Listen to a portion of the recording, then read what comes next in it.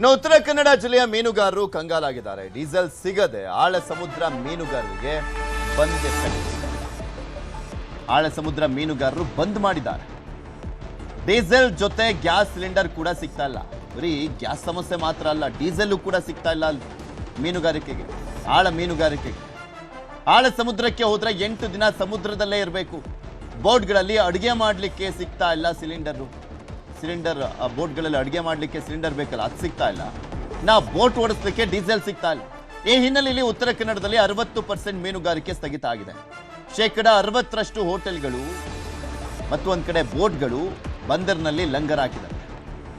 ಯುದ್ಧದಿಂದ 10 ರಿಂದ 15 ಕೋಟಿಗೆ ಕುಸಿದಿರುವಂಥದ್ದು ವಹಿವಾಟು. ಮೀನುಗಾರಿಕೆ ನಂಬಿ ಬದುಕ್ತಾ ಇರುವಂಥವರು ಕಣ್ಣೀರನ್ನು ಹಾಕ್ತಾ ಇದ್ದಾರೆ. ಸರ್ಕಾರ ನೆರವಿಗೆ ಬರಬೇಕು ಅಂತ ಮನವಿಯನ್ನ ಮಾಡ್ಕೊಂಡಿದ್ದಾರೆ. ಯುದ್ಧಕ್ಕೂ ಮೊದಲು 30 ರಿಂದ 35 ಕೋಟಿ ವಹಿವಾಟು ಆಗ್ತಾ ಇತ್ತು. ಈಗ ಅದು 15 ಕೋಟಿಗೆ ಇಳಿದಿದೆ. 10 ರಿಂದ 15 ಕೋಟಿಗೆ. ಗ್ಯಾಸ್ ಇಲ್ಲ, ಡೀಸೆಲ್ಲು ಕೂಡ ಇಲ್ಲ. ನೀವು ಬರೀ ಗ್ಯಾಸ್ ಸಮಸ್ಯೆ ನೋಡ್ತಾ ಇದ್ವಲ್ಲ, ಪಾಪ ಈ ಆಳ ಸಮುದ್ರಕ್ಕೆ ಹೋಗುವಂತ ಮೀನುಗಾರಿಕೆಗೆ ಡೀಸೆಲ್ ಬೇಕಲ್ಲ, ಅದು ಸಿಗ್ತಾ ಇಲ್ಲ ಅಲ್ಲಿ. ಇದು ವಿಚಾರಕ್ಕೆ ಸಂಬಂಧಪಟ್ಟಂತೆ ಮೀನುಗಾರರ ಮುಖಂಡರುಗಳು ಏನ್ ಮಾತನಾಡಿದ ನೋಡೋಣ. ಮೀನುಗಾರಿಕೆ ಕೂಡ ಡೀಸೆಲ್ ಸರಿಯಾದ ಪೂರೈಕೆ ಆಗ್ತಾ ಇಲ್ಲ. ಇವತ್ತು ಭಯದಿಂದಲೂ ಕೂಡ ನಾವು ಇವತ್ತು ಮೀನುಗಾರಿಕೆ ಮಾಡೋ ಪರಿಸ್ಥಿತಿ ಬಂದಿದೆ. ಯಾಕಂದ್ರೆ ಡೀಸೆಲ್ ಏನಾಗಿದೆ, ಇವತ್ತು ಏನಾದ್ರೂ ಮೀನುಗಾರಿಕೆ ಹೋದಾಗ ಡೀಸೆಲ್ ನಮಗೆ ಪೂರೈಕೆ ಆಗದೇ ಇರೋದ್ರಿಂದ ನಾಳೆ ಸಿಗ್ತದೋ ಇಲ್ಲೋ ಹೇಳ್ಕೊಂಡು ಭಯ. ಇವತ್ತು ಆದ್ದರಿಂದ ಏನಾಗಿದೆ, ಈ ದೇಶದ ಮೀನುಗಾರರ ನಾವು ಕೂಡ ಎಲ್ಲರಂತೆಯೂ ಕೂಡ ತೊಂದರೆಯನ್ನು ಅನುಭವಿಸ್ತಾ ಇದ್ದೇವೆ. ಒಂದು ತುತ್ತಿನ ಅನ್ನಕ್ಕಾಗಿ ನಾವು ಸಿಲಿಂಡರ್ಗಳನ್ನ ಬೋಟಿಗಳು ಇವತ್ತು ದೇಶದ ಬೋಟುಗಳು ಇವತ್ತು ಬೋಟಿ ಮೇಲೆ ತೆಗೆದುಕೊಂಡು ಹೋಗುವಂತ ಪದ್ಧತಿ. ಆದ್ರೆ ಇವತ್ತು ಅದು ಪೂರೈಕೆ ಆಗದೇ ಇರೋದ್ರಿಂದ, ಅಡಿಗೆ ಅನಿಲ ಇಲ್ಲದೆ ಇರೋದ್ರಿಂದ ಮೀನುಗಾರಿಕೆ ಹೋಗುವುದನ್ನ ಕೂಡ ನಾವು ನಿಲ್ಲಿಸಿದ್ದೇವೆ, ಸ್ಥಗಿತಗೊಳಿಸಿದ್ದೇವೆ. ಬೋಟ್ ಹೊರಗೆ ಹೋದಾಗ ಬೋಟಲ್ಲೇ ಅಡುಗೆ ಮಾಡಬೇಕು. ಆ ಸಿಲಿಂಡರ್ ಸಿಗ್ತಾ ಇಲ್ಲ. ಸಿಲಿಂಡರ್ ನಾವು ಸ್ಟಾಕ್ ಮಾಡ್ತಾ ಇದ್ವಿ ಸಿಲಿಂಡರ್ಗಳಿಗೆಲ್ಲ. ಇವಾಗ ಒಂದು ಸಿಲಿಂಡರ್ ಸಿಕ್ಕಿದ್ರೆ ದೊಡ್ಡದು, ಒಂದು ಸಿಲಿಂಡರ್ ಸಿಕ್ಕಿದ್ರೆ 3 ದಿನನೂ ಬರಲ್ಲ. ಸೊ ಆ ಕಾರಣಕ್ಕೆ ಇರೋ ಸಂದರ್ಭದಲ್ಲಿ ಏನಾಗ್ಬಿಟ್ಟಿದೆ, ರೇಷನ್ ಕೂಡ ನಮ್ಗೆ ಸಿಗದೆ, ಸಿಲಿಂಡರ್ ಸಿಗದೆ ರೇಷನ್ಗೂ ಒಂದು ಊಟ ಮಾಡ್ಲಿಕ್ಕೂ ಒಂದು ದೂರ ಹೋಗ್ಬಿಟ್ರೆ ಕಷ್ಟ ಆಗ್ಬಿಡ್ತದೆ. ಉಪವಾಸ ಇಡ್ಬೇಕು ಅವರು. ಸುಮಾರು ಒಂದು 3 ದಿನ ಹೋದ್ರೆ 3 ದಿನ ಆಗುತ್ತೆ ಬರೋಕೆ. ಒಂದು ಸಿಲಿಂಡರ್ ಅಲ್ಲಿ 3 ದಿನ ಕಳೆಯಕ್ಕಾಗಲ್ಲ. ಯಾಕಂದ್ರೆ 30 ರಿಂದ 40 ಜನ ಲೇಬರ್ಗಳು ಇರ್ತಾರೆ.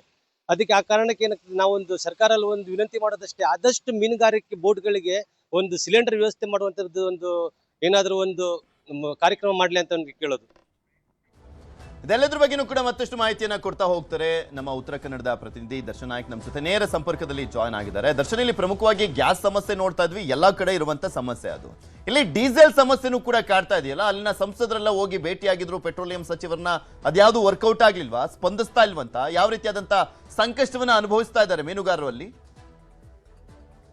ಪೃಥ್ವಿ, ಉತ್ತರ ಕನ್ನಡ ಜಿಲ್ಲೆಯ ಕಾರವಾರ ಆಗಿರ್ಬೋದು, ಕರಾವಳಿ ಉದ್ದಕ್ಕೂ ಮೀನುಗಾರರು ಯುದ್ಧದ ನಂತರ ಸಾಕಷ್ಟು ಸಮಸ್ಯೆಯನ್ನ ಎದುರಿಸ್ತಾ ಇದ್ದಾರೆ. ಯಾಕಂದ್ರೆ ಇಲ್ಲಿ ಒಂದು ಡೀಸೆಲ್ ಸಮಸ್ಯೆ ಆದ್ರೆ ಇನ್ನೊಂದು ಗ್ಯಾಸ್ ಸಮಸ್ಯೆ. ಯಾಕಂದ್ರೆ ಆಳ ಸಮುದ್ರ ಮೀನುಗಾರಿಕೆಗೆ ತೆರಳಲು ಕನಿಷ್ಠ ಒಂದು 8 ರಿಂದ 10 ದಿನಗಳ ಕಾಲ ಆಳ ಸಮುದ್ರದಲ್ಲೇ ಇರಬೇಕಾಗತ್ತೆ. ಇಲ್ಲಿ 30 ರಿಂದ 35 ಮೀನುಗಾರರು ಒಂದು ಬೋಟ್ ಮೇಲೆ ಮೀನುಗಾರಿಕೆಗೆ ತೆರಳ್ತಾರೆ. ಅವರಿಗೆ ಅಡುಗೆ ಮಾಡಿ ಕೊಡಬೇಕು, ಅಡುಗೆ ಮಾಡಿ ಊಟ ಮಾಡಬೇಕು ಅಂದ್ರೆ ಅದಕ್ಕೆ 2 ಸಿಲಿಂಡರ್ ಬೇಕಾಗತ್ತೆ. ಆದ್ರೆ ಸಿಲಿಂಡರ್ ಪೂರೈಕೆ ಇಲ್ಲದ ಹಿನ್ನೆಲೆಯಲ್ಲಿ ಇವರು ಆಳ ಸಮುದ್ರ ಮೀನುಗಾರಿಕೆಗೆ ತೆರಳಲು ಅಸಾಧ್ಯವಾಗಿದೆ. ಆ ಹಿನ್ನೆಲೆಯಲ್ಲಿ ತಮ್ಮ ಬೋಟ್ಗಳನ್ನ ಈಗ ಬಂದರಿನಲ್ಲಿ ಲಂಗರು ಹಾಕಿಸಿರುವಂತದ್ದು. ಈ ಹಿನ್ನೆಲೆಯಲ್ಲಿ ಸಾಕಷ್ಟು ನಷ್ಟವನ್ನ ಅನುಭವಿಸ್ತಾ ಇದ್ದಾರೆ. ಅದ್ರ ಜೊತೆಗೆ ಡೀಸೆಲ್ ಕೂಡ ಪೂರ್ಣ ಪ್ರಮಾಣದಲ್ಲಿ ಸಿಗದ ಹಿನ್ನೆಲೆಯಲ್ಲಿ ಇಲ್ಲಿನ ಮೀನುಗಾರರು ನಷ್ಟವನ್ನ ಅನುಭವಿಸ್ತಾ ಇದ್ದಾರೆ. ಈ ಯುದ್ಧಕ್ಕಿಂತ ಮುಂಚೆ ತಿಂಗಳಿಗೆ 30 ರಿಂದ 35 ಕೋಟಿ ವ್ಯವಹಾರ ಆಗ್ತಾ ಇತ್ತು ಎನ್ನುವಂತಹ ಒಂದು ಮಾಹಿತಿ ಲಭ್ಯವಾಗಿರುವಂತದ್ದು. ಅದರ ಜೊತೆಗೆ ಈಗ ಯುದ್ಧದ ನಂತರ ಅದು 10 ರಿಂದ 15 ಕೋಟಿಗೆ ಇಳಿದಿದೆ ಎನ್ನುವಂತಹ ಒಂದು ಮಾಹಿತಿ ಕೂಡ ಲಭ್ಯವಾಗಿರುವಂತದ್ದು. 60% ಮೀನುಗಾರಿಕಾ ಬೋಟ್ಗಳು, ಅಂದ್ರೆ ಆಳ ಸಮುದ್ರ ಮೀನುಗಾರಿಕೆ ತೆರಳುವಂತಹ ಬೋಟ್ಗಳು ಇವತ್ತು ಬಂದರಿನಲ್ಲಿ ಲಂಗರ್ ಹಾಕಿರುವಂತದ್ದು. ನಾವು ನಿಮ್ಗೆ ಈಗ ತೋರಿಸ್ತಾ ಇದೀವಿ, ನೀವು ಗಮನಿಸ್ತಾ ಇರ್ಬೋದು. ಇದೆಲ್ಲಾ ಬೋಟ್ಗಳು ಈಗ ಲಂಗರ್ ಹಾಕಿರುವಂತದ್ದು ನಾವು ದೃಶ್ಯವನ್ನ ನಾವು ನಿಮ್ಗೆ ಇಲ್ಲಿ ತೋರಿಸ್ತಾ ಇದೀವಿ. ಯಾಕಪ್ಪ ಅಂದ್ರೆ ಈ ಆಳ ಸಮುದ್ರ ಮೀನುಗಾರಿಕೆಗೆ ತೆರಳುವಂತ ಒಂದು ಬೃಹತ್ ಬೋಟ್ಗಳು ಇವು ಇವತ್ತು ಮೀನುಗಾರಿಕೆಗೆ ತೆರಳಲಾಗದೆ ಇವತ್ತು ಬೋಟಿನ ಮಾಲೀಕರು ಇವತ್ತು ಬಂದರಿನಲ್ಲಿ ಲಂಗರ್ ಹಾಕ್ಸಿರುವಂತದ್ದು. ಇದು ಕಳೆದ 5-6 ದಿನಗಳಿಂದ ಹೆಚ್ಚಿನ ಪ್ರಮಾಣದಲ್ಲಿ ಈಗ ಸಮಸ್ಯೆ ಆಗ್ತಾ ಇರುವಂತದ್ದು. ಡೀಸೆಲ್ ಆಗಿರ್ಬೋದು, ಅದೇ ರೀತಿ ಗ್ಯಾಸ್ ಸಿಲಿಂಡರ್ ಕೊರತೆ ಆಗಿರ್ಬೋದು. ಈಗ ಮೀನುಗಾರಿಕೆ ಲೇಬರ್ಗಳು ಇರ್ತಾರೆ, ಅವರು ಒಂದು 30 ರಿಂದ 35 ಜನಗಳು ಇರ್ತಾರೆ ಒಂದು ಬೋಟ್ ಮೇಲೆ. ಅವರು ಹೊರಗಡೆ ಹೋದಂತ ಸಂದರ್ಭದಲ್ಲಿ ಅವರಿಗೆ ಕಟ್ಟಿಗೆ ಒಲೆಯಲ್ಲಿ ಬೋಟ್ ಮೇಲೆ ಅಡಿಗೆ ಮಾಡಲು ಆಗಲ್ಲ. ಯಾಕಂದ್ರೆ ಬೋಟ್ ಕೂಡ ಕಟ್ಟಿಗೆಯಿಂದ ನಿರ್ಮಾಣ ಆಗಿರುವಂತ ಒಂದು ಹಿನ್ನೆಲೆಯಲ್ಲಿ ಅದ್ರ ಜೊತೆಗೆ ಗ್ಯಾಸ್ ಸಿಲಿಂಡರ್ ತೀರ ಅವಶ್ಯಕತೆ ಇದೆ. ಆದ್ರೆ ಗ್ಯಾಸ್ ಸಿಲಿಂಡರ್ ಈಗ ಸಿಗದ ಒಂದು ಹಿನ್ನೆಲೆಯಲ್ಲಿ ಮೀನುಗಾರಿಕಾ ಕಾರ್ಮಿಕರು ಸಹಿತ ಇವತ್ತು ಸಾಕಷ್ಟು ಸಮಸ್ಯೆಯನ್ನ ಎದುರಿಸ್ತಾ ಇರ್ಬೋದು. ನೀವು ದೃಶ್ಯಾವಳಿಯಲ್ಲಿ ಗಮನಿಸ್ತಾ ಇರ್ಬೋದು. ಇದು ಒಂದು ಬದಿಯ ನಾವು ಬಂದರಿನ ದೃಶ್ಯವನ್ನ ನಾವು ನಿಮ್ಗೆ ತೋರಿಸ್ತಾ ಇದ್ದೇವೆ. ಇನ್ನೊಂದು ಬದಿಯ ಬಂದರಿನಲ್ಲಿ ಸಾಕಷ್ಟು ಬೋಟ್ಗಳು ಇವತ್ತು ಇಲ್ಲಿ ಲಂಗರ್ ಹಾಕಿರುವಂತದ್ದು. ಯಾವುದೇ ರೀತಿಯಾದಂತಹ ಆದಾಯ ಇಲ್ಲದೆ ಇವತ್ತು ನಷ್ಟದಲ್ಲಿ ಹೋಗ್ತಾ ಇರುವಂತದ್ದು ಒಂದು ಮೀನುಗಾರಿಕೆ. ಒಟ್ಟಾರೆಯಾಗಿ ಹೇಳ್ಬೇಕಪ್ಪ ಅಂದ್ರೆ ಪೃಥ್ವಿ, ಈಗ ಉತ್ತರ ಕನ್ನಡ ಜಿಲ್ಲೆಯಲ್ಲಿ ಸಾಕಷ್ಟು ಸಮಸ್ಯೆಯನ್ನ ಎದುರಿಸ್ತಾ ಇದ್ದಾರೆ ಇಲ್ಲಿನ ಮೀನುಗಾರರು. ಅದ್ರ ಜೊತೆಗೆ ಸರ್ಕಾರ ಮಧ್ಯಸ್ಥಿಕೆ ವಹಿಸಬೇಕು, ತಮಗೆ ಏನಾದ್ರೂ ಒಂದು ಪರಿಹಾರ ಕೊಡಬೇಕು ಎನ್ನುವಂತಹ ಒಂದು ನಿಟ್ಟಿನಲ್ಲಿ ಆಗ್ರಹಿಸ್ತಾ ಇರುವಂತದ್ದು. ಪೃಥ್ವಿ, ಧನ್ಯವಾದ ದರ್ಶನ್ ನಿಮ್ಮೆಲ್ಲ ಮಾಹಿತಿಗಾಗಿ. ನಾವು ಕದನ ವಿರಾಮ ನಡುವೆಯೂ ಕೂಡ ನಿಲ್ತಾ ಇಲ್ಲ ಯುದ್ಧ. ಮಂಗಳೂರಿನಲ್ಲಿ ಮೀನುಗಾರಿಕೆಗೆ ಯುದ್ಧಾಘಾತ. ಕಾರವಾರದಲ್ಲಿ ನೋಡಿದ್ವಲ್ಲ, ಉತ್ತರ ಕನ್ನಡದಲ್ಲಿ ಯಾವ ರೀತಿಯಾದಂಥ ಸಮಸ್ಯೆಯನ್ನು ಎದುರಿಸ್ತಾ ಇದ್ದಾರೆ ಅದೇ ರೀತಿಯಾದಂಥ ಸಮಸ್ಯೆ ಮಂಗಳೂರಿನಲ್ಲೂ ಕೂಡ ಇದೆ. ಮಂಗಳೂರಿನಲ್ಲಿ 80% ಬೋಟ್ಗಳು ಲಂಗರ್ ಹಾಕಿದ್ದಾರೆ. ಮೀನುಗಾರರಿಗೆ ಡೀಸೆಲ್ ಗ್ಯಾಸ್ನ ಸಂಕಷ್ಟ. ಪ್ರತಿದಿನ 100 ಬೋಟ್ಗಳು ಲಂಗರು ಆಗ್ತಾ ಇರುವಂಥದ್ದು. ಮೂವ್ ಆಗ್ಲಿಕ್ಕೂ ಆಗ್ತಾ ಇಲ್ಲ, ಡೀಸೆಲ್ ಸಿಗ್ತಾ ಇಲ್ಲ, ಗ್ಯಾಸ್ ಸಮಸ್ಯೆ ಕೂಡ ಇದೆ ಅಡುಗೆ ಮಾಡ್ಕೊಳ್ಳೋಕ್ಕೆ. ಮಂಗಳೂರು ಮೀನುಗಾರಿಕಾ ಬಂದರಿನಲ್ಲಿ ಕಣ್ಣೀರನ್ನ ಹಾಕ್ತಾ ಇದ್ದಾರೆ ಮೀನುಗಾರರು. ಬಂದರ್ನಲ್ಲಿದ್ದಾವೆ 2,000ಕ್ಕೂ ಅಧಿಕ ಬೋಟ್ಗಳು. ಪ್ರತಿ ಬೋಟ್ಗೆ ತಿಂಗಳಿಗೆ 18,000 ಲೀಟರ್ ಡೀಸೆಲ್ ಬೇಕಾಗಿದೆ. ಬೋಟ್ಗಳಿಗೆ ಸಿಗ್ತಾ ಇರುವಂಥದ್ದು ಕೇವಲ 8,000 ಲೀಟರ್. ಮೀನುಗಾರರ ಹೊಟ್ಟೆ ಮೇಲೆ ಹೊಡಿತಾ ಇದೆ ಯುದ್ಧ. ದೊಡ್ಡ ಪ್ರಮಾಣದಲ್ಲಿ ಹೊಡೆತ ಬೀಳ್ತಾ ಇದೆ. ಗಲ್ಫ್ ರಾಷ್ಟ್ರಗಳಿಗೆ ರಫ್ತಾಗುವಂಥ ಅತಿ ಹೆಚ್ಚು ಮೀನು ರವಾನಿಸುವಂಥ ಉದ್ದಿಮೆದಾರರಿಗೂ ಕೂಡ ನಷ್ಟ ಆಗ್ತಾ ಇದೆ. ಮೀನುಗಾರರಿಗೂ ಕೂಡ ದೊಡ್ಡ ಮಟ್ಟದಲ್ಲಿ ಸಮಸ್ಯೆ, ಸಂಕಷ್ಟ. ಯಾಕಂದ್ರೆ ಮೀನುಗಾರಿಕೆಗೂ ಹೋಗ್ಲಿಕ್ಕೆ ಆಗ್ತಾ ಇಲ್ವಲ್ಲ, ರಫ್ತಾಗದಿರಲಿ ಮೀನುಗಾರಿಕೆಗೆ ಹೋಗ್ಲಿಕ್ಕೆ ಆಗ್ತಾ ಇಲ್ಲ ಅಲ್ಲಿ. ಇದ್ರ ಬಗ್ಗೆ ಅಲ್ಲಿನ ಮೀನುಗಾರರು ಮಾತನಾಡಿದ್ದಾರೆ, ಏನು ಹೇಳಿದ್ದಾರೆ ಕೇಳೋಣ. ಇವತ್ತಿನ ದಿವಸಗೆ ಬೋಟ್ಗಳ ಸಮಸ್ಯೆಯನ್ನು ಗ್ಯಾಸ್ ಆಗಲಿ ಮತ್ತು ಡೀಸೆಲ್ ಆಗಲಿ ಸ್ವಲ್ಪ ಕಮ್ಮಿ ಆಗಿತ್ತು. ಆದರೆ ಎಕ್ಸ್ಪೋರ್ಟ್ ಆಗುವಂಥ ವಿಷಯಗಳು ಇರ್ತದೆ. ಇವಾಗ ಈ ಎಕ್ಸ್ಪೋರ್ಟ್ಗಳು ಆಗ್ತದೆ ಅಂತ ಹೇಳ್ಬಿಟ್ಟು ಯಾವುದನ್ನು ನಾವು ಧೈರ್ಯ ಇಟ್ಕೊಳ್ಳೋಕ್ಕೆ ಆಗ್ತಾ ಇಲ್ಲ. ಆದರೆ ಮೀನು ಕಮ್ಮಿ ಇರೋದ ಕಾರಣ ಇವಾಗ ನಷ್ಟದ ಸಂಭಾವನೆ ತುಂಬ ಆಗಿದೆ. ಎರಡು ಕಡೆ ಇದೆ ವಿಷಯ. ಒಂದು ಡೀಸೆಲು ಮತ್ತು ಗ್ಯಾಸು ಪೂರೈಸಿದ್ರೂ ಇವಾಗ ಮೀನುಗಳು ಕಮ್ಮಿ ಇದೆ. ಎಕ್ಸ್ಪೋರ್ಟ್ ಆಗುವಂಥ ವಿಷಯಗಳು ಆಗ್ತಾ ಇಲ್ಲದಾಗ ರೇಟ್ಗಳು ಡೌನ್ ಆಗ್ತದೆ. ಸೊ ಈ ರೀತಿ ಮೀನುಗಳು ಮತ್ತು ಇದರಿಂದ ನಾವು ಯುದ್ಧದಿಂದ ತುಂಬ ಎಫೆಕ್ಟ್ ಆಗಿದೆ ಅಂತಲೂ ಹೇಳ್ಕೊಬೋದು.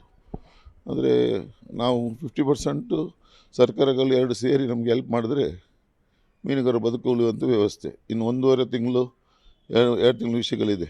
ನಾವು ವಿಚಾರಕ್ಕೆ ಸಂಬಂಧಪಟ್ಟಂತೆ ಮಾತಾಡಲಿಕ್ಕೆ ನಮ್ಮ ಜೊತೆ ಚೇತನ್ ಬೆಂಗ್ರೆ ಅವರು, ಬೋಟ್ ಮಾಲೀಕರು, ದೂರವಾಣಿ ಸಂಪರ್ಕದಲ್ಲಿದ್ದಾರೆ. ನಮಸ್ಕಾರ ಚೇತನ್ ಅವರೇ. ನಮಸ್ಕಾರ ಸರ್. ನಿಮ್ಮ ಬೋಟು ಬಂದಾಗಿದೆಯಾ? ಮೀನುಗಾರಿಕೆಗೆ ಹೋಗ್ತಾ ಇಲ್ವಾ? ಆಕ್ಚುಲಿ ಏನು ಸಮಸ್ಯೆಗಳು ಮೇಯ್ನ್ ಆಗಿ ಕಾಡ್ತಿರುವಂಥದ್ದು? ಡೀಸೆಲ್ಲು ಮತ್ತೆ ಗ್ಯಾಸ್ದು ಯಾವ ರೀತಿಯಾಗಿ ಕಾಡ್ತಾ ಇದೆ? ಒಂದು 20 ಡೇಸ್ ಮುಂಚೆ ಸ್ವಲ್ಪ ಪ್ರಾಬ್ಲಮ್ ಆಗಿತ್ತು. ಹಾಂ, ಅಂದ್ರೆ ನಮ್ದು ಆಲ್ಮೋಸ್ಟ್ ಆಲ್ ಮ್ಯಾಂಗ್ಳೂರಲ್ಲಿ ಒಂದು 5 ಡೀಸೆಲ್ ಬಂಕ್ಸ್ ಇರ್ತದೆ. ಆ 5 ಡೀಸೆಲ್ ಬಂಕ್ಸ್ ಅಲ್ಲಿ ಒಂದು ಸೊಸೈಟಿದು, ಮತ್ತೊಂದು ಟಾಲ್ಬೋಟ್ ಸೊಸೈಟಿ, ಮತ್ತೆ ಈ ಅಲ್ಪಸಂಖ್ಯಾತರ ಒಂದು ಬಂಕ್ ಇದೆ, ಮತ್ತೆ KBC ಅಂತ ಬಂಕ್ ಇತ್ತು. ಸೊ ಇದ್ರಲ್ಲಿ ಕೆಲವು ಡೀಸೆಲ್ಸ್ ನಮಗೆ ಕನ್ಸ್ಯೂಮರ್ ಮತ್ತೆ ರಿಟೇಲ್ ಇದರಲ್ಲಿ ಬರ್ತಾ ಇತ್ತು ಡೀಸೆಲ್ಗಳು. ಸೊ ಆ ಟೈಮಲ್ಲಿ ಸ್ವಲ್ಪ ಪ್ರಾಬ್ಲಮ್ ಆದಾಗ ನಮ್ಮ ಸ್ಪೀಕರ್ ಸಾಹೇಬ್ರು, ನಮ್ಮ ಯುಟಿ ಖಾದರ್ ಸಾಹೇಬ್ರು DC ಆಫೀಸಲ್ಲಿ ಮೀಟಿಂಗ್ ಕರೆದ್ಬಿಟ್ಟು ಅದಕ್ಕೊಂದು ಸೊಲ್ಯೂಷನ್ ಕೊಟ್ಟಿದ್ರು.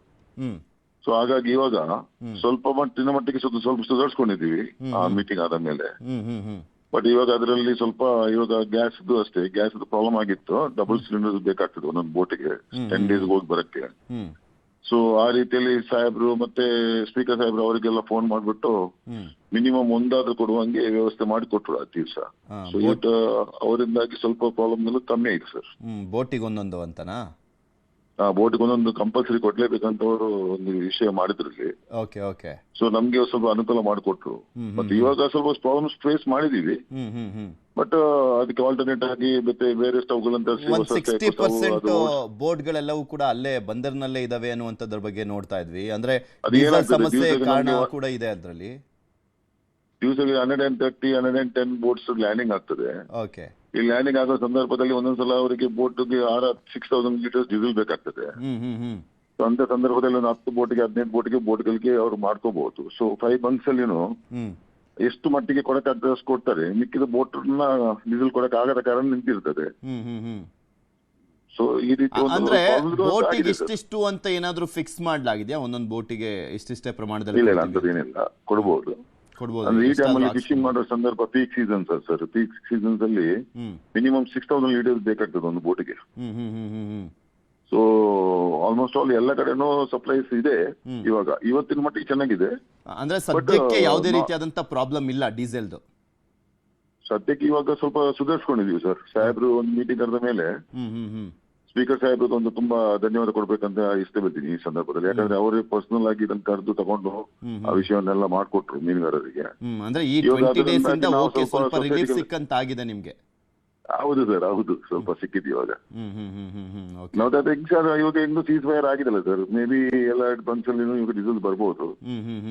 ಅದು ಒಂದು ಸಲ ಜರ್ಕ್ ಆದ್ರೆ ನಿಮ್ಗೆ ಗೊತ್ತಲ್ಲ, ಟ್ರಾಫಿಕ್ ಜಾಮ್ ಆದ್ರೆ ಸ್ವಲ್ಪ ಟೈಮ್ ತಗೊಳ್ತದಂತ, ಆ ರೀತಿಗೆಲ್ಲ ವ್ಯವಸ್ಥೆಗಳಾಗಿದೆ. ಸ್ವಲ್ಪ ಒಂದೊಂದು ಬೋಟ್ ಅಂದ್ರೆ ನಮ್ಗೆ ಇಲ್ಲಿ ಬೋಟ್ ಹಿಡಿಯಕ್ಕೆ ಜಾಗ ಇರೋದಿಲ್ಲ. Okay okay. ಒಂದು ಬೋಟ್ ಅಂದ್ರೆ ಇನ್ನೊಂದು ಬೋಟಿಗೆ ಹಾಕ್ಬೇಕಾದ್ರೆ at least you spend 2 hours 3 hours time. So ಒಂದು 10 ಬೋಟಿಗೆ ಕೊಡ್ಬೋದು ಅಂತ ಒಂದೊಂದು ಡೀಸೆಲ್ ಬಂಕ್ ಅಲ್ಲಿ ಇರ್ತದೆ. ಅದು ಪ್ರಾಬ್ಲಮ್ ಆಗಿದೆ. ಅಂದ್ರೆ UT ಖಾದರ್ ಅವರ ಇದೆಲ್ಲ ಸಹಾಯದಿಂದ ಸತತ ನಿಮ್ಗೆ ಮಟ್ಟಿಗೆ ಇದ್ದಂತ ಸಮಸ್ಯೆ ಸುಧಾರಿಸಿದೆ. ಸದ್ಯಕ್ಕಂತೂ ಬಗೆಹರಿದಿದೆ ಲಾಸ್ಟ್ 20 ಡೇಸ್ ಇಂದ. ಹೌದು ಸರ್, ಹೌದು. Okay okay, thank you sir news 18 ಜೊತೆ ಮಾತಾಡಿದ್ದಕ್ಕೆ. ಅಂತ ದೊಡ್ಡ ಸಮಸ್ಯೆ ಅಂತೂ ಕಾಡ್ತಾ ಇಲ್ಲ ಮಂಗಳೂರಿನಲ್ಲಿ. ಅದ್ರ ಬಗ್ಗೆ ಈಗಷ್ಟೇ ಬೋಟ್ನ ಮಾಲೀಕರು ಹೇಳ್ತಾ ಇದ್ರು, 20 ದಿನಗಳ ಹಿಂದೆ ಇತ್ತು, ಇವಾಗ ಅಷ್ಟೊಂದು ಸಮಸ್ಯೆ ಏನು ಕಾಡ್ತಾ ಇಲ್ಲ, ಯಾಕೆಂದ್ರೆ ಗ್ಯಾಸು ಕೂಡ ಸಿಗ್ತಾ ಇದೆ, ಡೀಸೆಲ್ ಕೂಡ ಸಿಗ್ತಾ ಇದೆ ಅಂತ ಹೇಳಿದ್ರು.